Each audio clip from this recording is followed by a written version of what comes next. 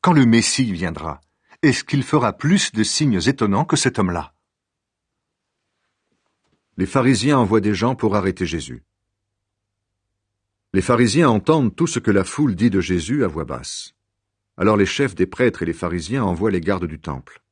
Jésus dit « Je suis encore avec vous pour peu de temps.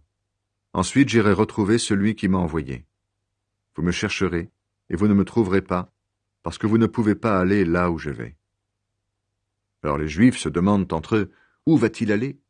À un endroit où nous ne pourrons pas le trouver? Est-ce qu'il va aller chez les Juifs qui vivent parmi les Grecs? Est-ce qu'il va enseigner aux Grecs? Il nous a dit « Vous me chercherez et vous ne me trouverez pas, vous ne pouvez pas aller là où je vais. » Qu'est-ce que ces paroles veulent dire?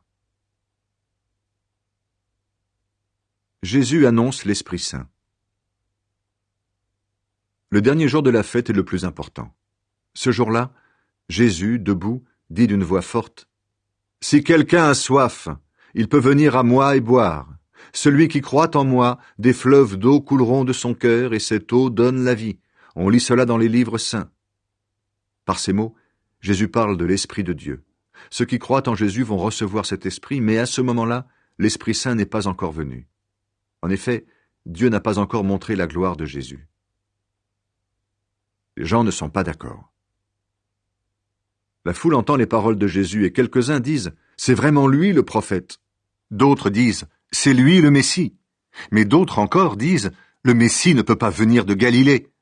En effet, on lit dans les livres saints « Le Messie sera de la famille de David. Le Messie viendra de Bethléem, le village de David. » Ainsi, à cause de Jésus, les gens ne sont pas d'accord entre eux. Certains veulent l'arrêter, mais personne ne peut le prendre. Les gardes du temple reviennent auprès des chefs des prêtres et des pharisiens. Ceux-ci leur demandent « Vous n'avez pas amené Jésus? Pourquoi ?» Les gardes répondent « Personne n'a jamais parlé comme cet homme. » Alors les pharisiens leur disent « Il vous a trompés, vous aussi! Aucun de nos chefs, aucun de nous, pharisiens, n'a cru en cet homme.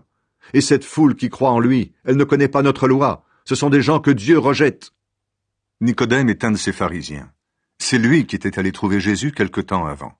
Il dit aux autres « D'après notre loi, nous ne pouvons pas condamner un homme de cette façon.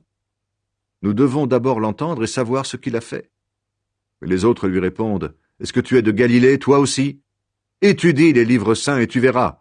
Un prophète ne peut pas venir de Galilée. » Ensuite, chacun s'en va dans sa maison. La femme adultère. Jésus va au mont des Oliviers. Le matin